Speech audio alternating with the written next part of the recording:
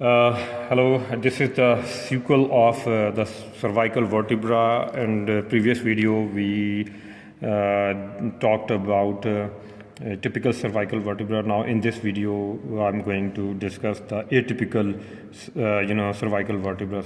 So as I have already discussed that first atlas, then axis, then C7 cervical vertebra. These three vertebrae are atypical cervical vertebrae, and rest are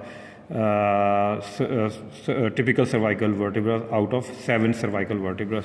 So what made these vertebrae atypical? So atypical means these three vertebrae are different from other vertebrae which are typical vertebrae. So look at this is the this is the C1 or Atlas vertebra. This vertebra is called Atlas. Why it is called Atlas? Because there is a god in Greek myth or Greek mythology, that a god who is supporting the weight of the earth on his shoulders. So likewise, this is the first vertebra which actually bears the weight of the whole skull. So that's why this is called Atlas vertebra. So Atlas vertebra is atypical because it doesn't have a body. You can see that there is no body of the vertebra. Rather, it has got two lateral masses, right lateral mass and the left lateral mass. Then it has got anterior arch, then it has got posterior arch. So lateral mass, right lateral mass, left lateral mass, then anterior arch, then posterior arch. Anterior arch is shorter as compared to the posterior arch, which is longer as compared to the anterior arch. So anterior arch has got a tubercle in the median plane anteriorly. On the outside it has got a tubercle which is called anterior tubercle, and at the same time it has got articular here you see the articular surface for the odontoid process of the axis. Odontoid, here is the articular facet for the odontoid process of the atlas. Then we have got posterior arch. Posterior arch has got again a tubercle on the outside in the median plane, and the rest it has got just behind the lateral mass. Here we have groove of vertebral arteries. When vertebral arteries, after passing through foramen and transversarium, it comes here and then it passes through this groove into the vertebral canal, and then it, by uniting these two vertebral arteries, they actually form the basilar artery. Now the lateral mass has got superior surface and it has got inferior surface. Look at the superior surface. Superior surface, it is elongated. Anterior posterior diameter is more as compared to the transverse diameter, and it is concave. So these two articular facets, these are the condyloid process. This is the occipital bone. Occipital bone has got condyloid process on either side of the foramen of magnum. Look at the shape of this condyloid process. This condyloid process is anterior posterior has length is more as compared to the transverse, and it is convex in shape. So actually these two lateral masses, superior surface, they actually articulate with the convex condylar processes of the occipital bone. So here actually a joint is being formed.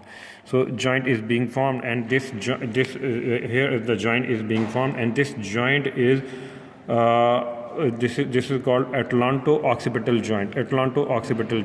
So now look at the shape.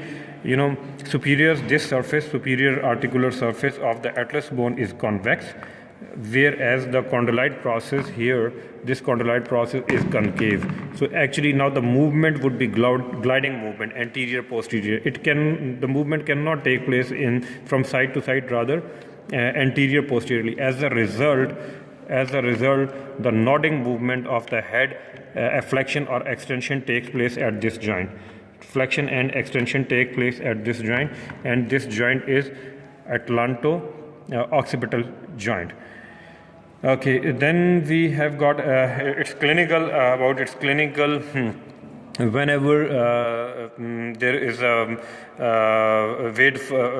due to any accidental injury, when someone jumps into the shallow pool and his or head strikes against the floor, so actually the force is transmitted through the head to this cervical vertebra, and as a result this cervical vertebra, it gets fractures from the anterior arch gets separate, posterior arch gets separate, and lateral masses on either side they're separated as a result, and whole of this ring is disturbed, and this ring opens like this. So as a result, this fracture is called Jefferson fracture, or this fracture is called Jefferson fracture or burst fracture.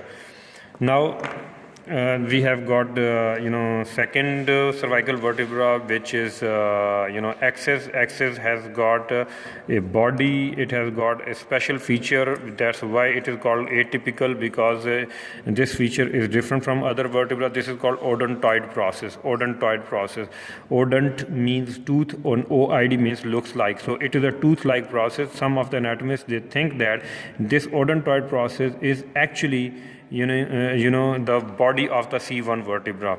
So C1 vertebra, we discussed that it has got articular facets on the anterior arch, on its inner surface. It articulates with the odontoid process.